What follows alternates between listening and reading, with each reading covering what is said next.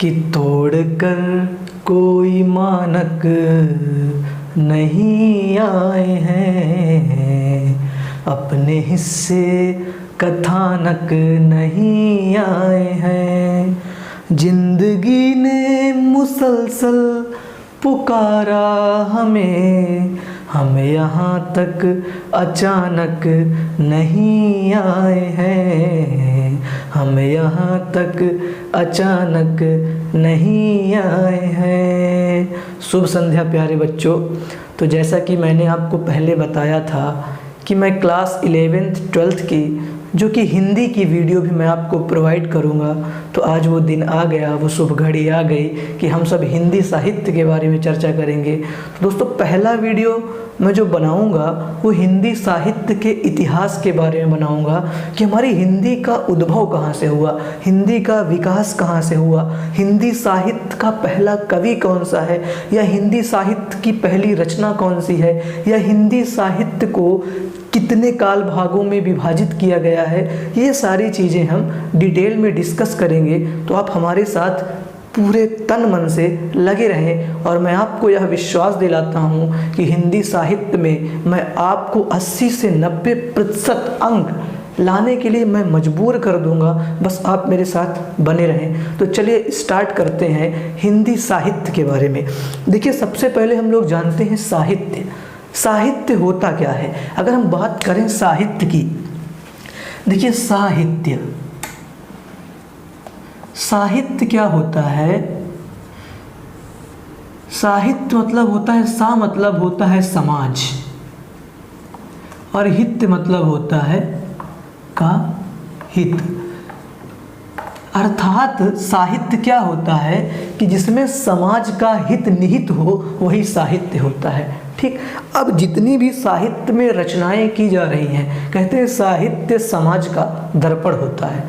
अर्थात अगर हमारा साहित्य अच्छा है, आजकल तो साहित्य अश्लीलता की परिपाटी को पार कर रहे हैं, लेकिन हमारा जो पौराणिक साहित्य था, जो हमारी अवधारणाएं थीं, जिनको कि हम एब्जॉर्व करते थे, वो साहित्य हमें कुछ सिखाता था। हर साहित्य से कुछ ना कुछ निष्कर्ष निकलता है। अगर हम मुंशी प्रेमचंद्र को पढ़ते हैं, जयशंकर प्रसाद जी को पढ़ते हैं, मैथिली शरण गुप्त जी को पढ़ते हैं, तो उस साहित्य से हमको कुछ ना कुछ सीखने को मिलता है। तो सबसे पहले साहित्य का मतलब होता है कि जिसमें समाज का हित निहित हो, वो साहित्य होता है। अब साहित्य को दो भागों में विभाजित किया गया है। अगर हम हिंदी साहित्य की बात करें तो पहला हमारा है गद्य साहित्य और दूसरा हमारा है पद्य साहित्य। बच्चों जो हमारा गद्य साहित्य होता है, ये लेखनी के आधार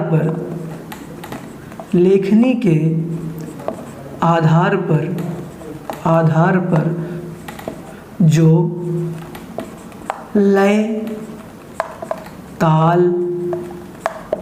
ध्वनि से मुक्त होता है।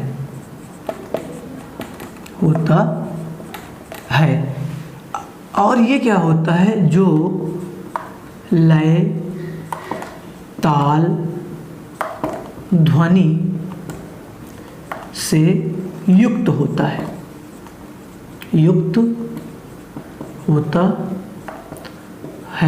देखिए जो गद्य होता है उसमें किसी न प्रकार की लय, हम कहानी पढ़ते हैं तो गा कर तो कहानी पढ़ेंगे नहीं कि एक राजा था, ऐसे तो पढ़ेंगे नहीं।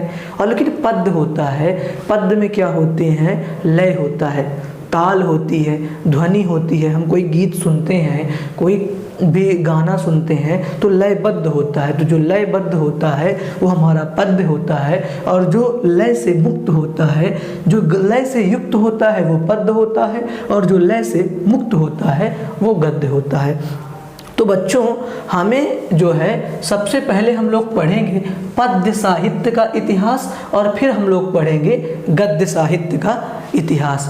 अब पद्य साहित्य के इतिहास की अगर हम लोग बात करें तो हम इसमें क्या क्या पढ़ेंगे कि पद्य साहित्य के इतिहास मतलब पद्य साहित्य को कितने काल विभाजन में बांटा गया है या पद्य साहित्य का कितना काल विभाजन किया गया है, उसके बारे में हम लोग पढ़ेंगे। जैसे हम लोग चर्चा करते हैं कि सबसे पहला हमारा आदिकाल था, फिर हमारा भक्ति काल था, फिर हमारा रीति काल था, फिर हमारा आधुनिक काल था। तो कौन से काल के प्रवर्तक कौन है, कौन से काल की समय सीमा कब से कब तक रही है, कौन कौन से उसके कवि हैं और उनकी प्रमुख रचनाएं क्या हैं और उस काल की विशेषताएं क्या हैं, कैसे वो काल आया है ना, कैसे वर्ग संघर्ष होते होते नए नए कालों का जन्म हुआ, उसके बारे में हम दोस्तों डिटेल से चर्चा करेंगे।